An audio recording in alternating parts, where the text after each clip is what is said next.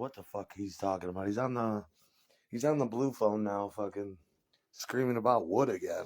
I don't even know. It's like the fucker gets drunk and he just goes on tangents and tries every fucking option to annoy people and chase my posts around. Because everything he says is a twisted variation of something else, which was something else, which is something else. And his obsession with Amy Starr. Dude, Amy Starr was awesome when she was young. She used to follow me everywhere, call my house constantly. Insisted I fucked those giant titties, which I did ultimately, and it was great.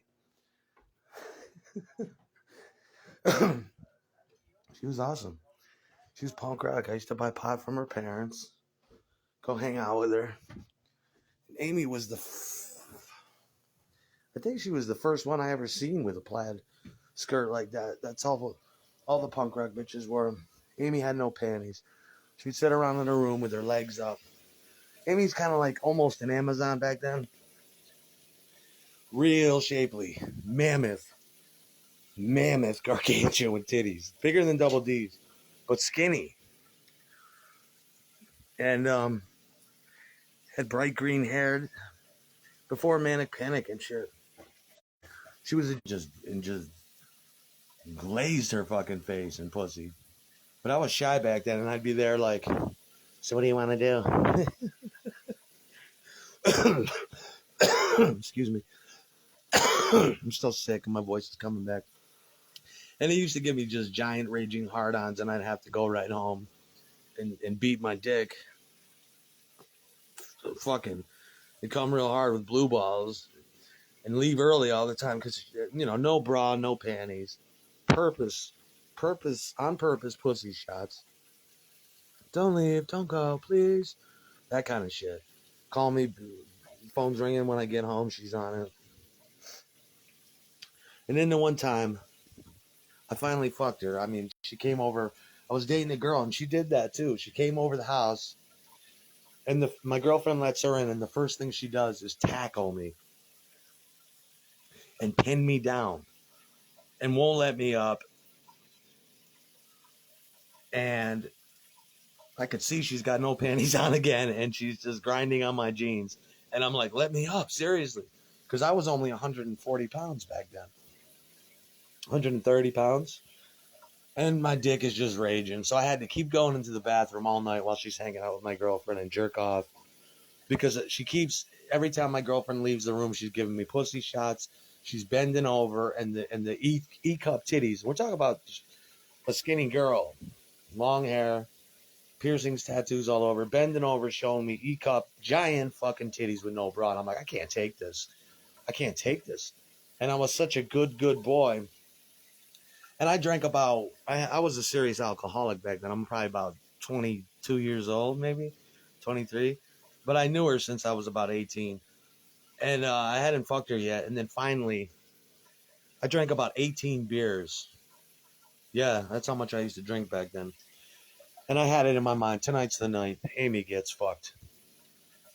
And my girlfriend went to bed early, and I had to fuck Amy from 3 a.m. till 7 a.m. the next morning. I was so drunk, thank God I could finally fuck her. I fucked her well, in every position, on the brown couch at State Street. And I came so hard, I remember coming all over, shooting over her head onto the back of the couch, which would happen often because I used to fuck my girlfriend on that couch too. I was on the floor on my knees. I couldn't decide where I wanted to come. And I remember this. I just remember her gargantuan titties. I told her to hold them together. And the sun was coming up, and I was finally glad because I could see. I didn't want to turn on the light in case my girlfriend came in, woke up. And she was verbal whispering to me the whole time. And finally, as the sun's coming up, I got a good image. She had her titties together. She's smiling, and she's giving me the go-ahead. She's like, come all over me. Spray it all over my tits and face. And that's what I did. I wanted to come all over her nostrils like Summer keeps yelling or someone keeps yelling, but I didn't. It hit the back of the fucking couch up by her green hair. And she was laughing and giggling about it. And she stayed for like a week afterward. And I had a little job at that time. I had to keep going. And I remember I was in the bathroom and I had to jerk off on a shirt the next morning because I was still fucking. Just memories were flooding of what I did to Amy the night before and what Amy let me do, in that fucking fat ass just rippling. You know, just little waist, thick thighs, fat, ripply ass. Just as the sun's coming up and spraying over the titties, I was pissed. But I came so fucking hard, fucking Amy that night. I do remember that. I wish I wasn't so drunk because I can remember it. And I wish I fucked Amy because when I first met Amy, she had no titties.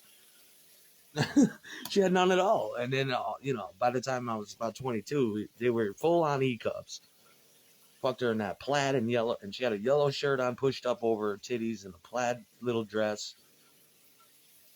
And she was just as dirty and as hot as I thought she was. This dude won't stop with the sexual abuse because I was listening to an episode of Courtney Love wrestling Kurt Cobain. That's what good girls do, you know. They take the bull by the horn. All the best girlfriends I ever had were like that. The ones that, like I said, the ones that walk up to you at parties and kiss you in front of everybody, grab your cock. Um, yeah, make make no fucking questions about it.